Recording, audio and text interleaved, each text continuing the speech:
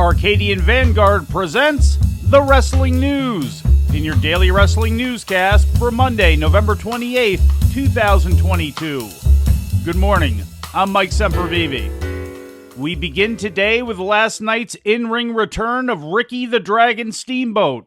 The 69-year-old former NWA World Champion and WWF Intercontinental Champion stepped into the ring for the first time in 12 years last night at the Dorton Arena in Raleigh, North Carolina.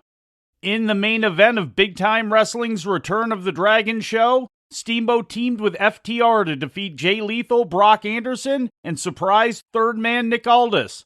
The finish came when Aldis tapped to Dax Harwood's figure four leg lock, while Steamboat and Cash Wheeler of FTR also had Anderson and Lethal trapped in figure fours.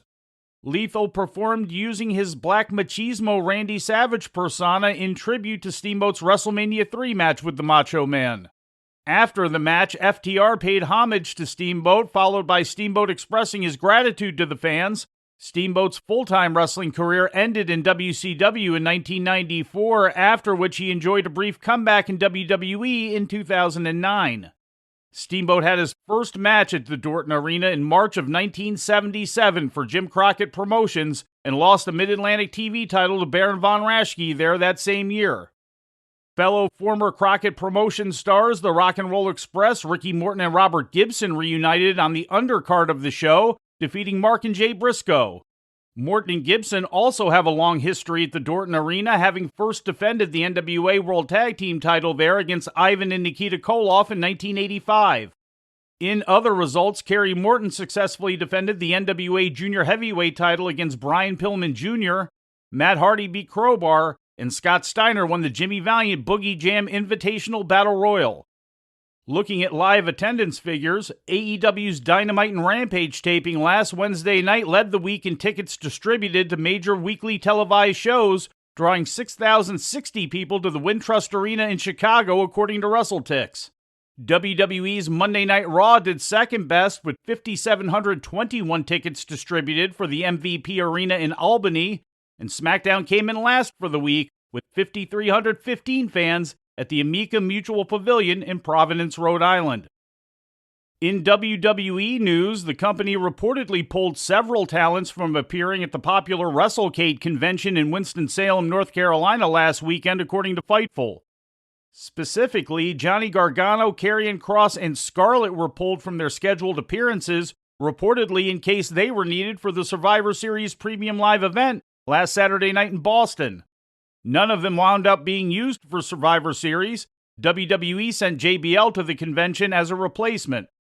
Hit Row was also pulled from WrestleCade and brought to Boston as well, despite WWE having no plans to use them on the show. And Chelsea Green, who is reported to be returning to WWE but has not yet debuted, also did not make her scheduled WrestleCade appearance. It's not known if that was related to her pending WWE deal. In WWE Network news, 2 recent independent shows were added to its streaming catalog on Sunday. Scotland's Insane Championship Wrestling's Fight Club 243 show from November 26th, and Germany's Westside Extreme Wrestling's We Love Wrestling 36 show from October 2nd were added to their respective libraries on Peacock and the WWE Network. In 2020, WWE brokered a deal to add shows from several independent companies around the world, including ICW, WXW, Evolve, and Progress, to the WWE Network. In some results from around Mexico on Sunday, courtesy of the Lucha Database, in the main event at yesterday's CMLL Arena Coliseo show, Atlantis, Blue Panther, and Volador Jr. defeated Gran Guerrero, Ultimo Guerrero, and Yota Tsuji, winning a 2 out of 3 falls match. Atlantis replaced Mystico on the show, who was removed from the match this past Wednesday. Over in Naccarato, the International Wrestling Revolution Group ran their Sunday show that featured a main event of Gran Pandemonium, El Hijo del Pandemonium, and Pandemonium Jr. defeating Black Terry, Cerebro Negro, and Cerebro Negro Jr. to make the 7th defense of their EDM Trios titles. Over in Japan, one result we missed from a very active Sunday comes from the Dragon Gate promotion. The company ran Naha Bunka Tenbusu Hall in Okinawa as part of their Gate of Evolution tour. HYO made the 4th defense of his Open the Brave Gate championship, defeating Tehran Shisa. Meanwhile, today at the Nagano Sports Park Gymnasium, New Japan Pro Wrestling continued their tag leagues with a card that featured all Super Junior tag team matches.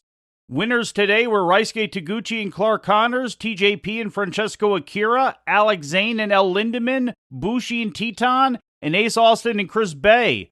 Austin and Bay currently lead the Junior Heavyweight League block with 10 points. The heavyweights are back in action on Wednesday in Shizuoka. Aussie Open's Kyle Fletcher and Mark Davis currently lead that division with 8 points. We close with one correction from yesterday's program. Yesterday, I mistakenly referred to the upcoming Pro Wrestling Guerrilla Battle of Los Angeles coming up in January as the company's 16th annual tournament, and one that hasn't been held since 2019 due to the COVID-19 pandemic. That was inaccurate, as PWG did hold the 16th annual Battle of Los Angeles this past January 29th and 30th at the Globe Theater in Los Angeles, and featured Daniel Garcia defeating Speedball Mike Bailey in the finals. My apologies for the error.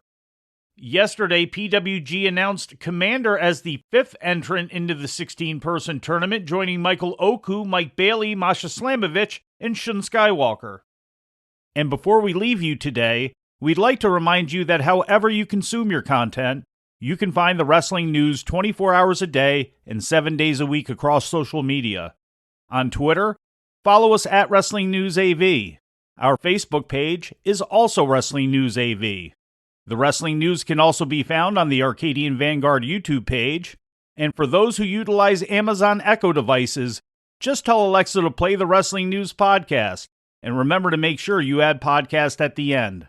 Once again, for daily updates, breaking news, and more, follow the Wrestling News across social media. And that's the news for today.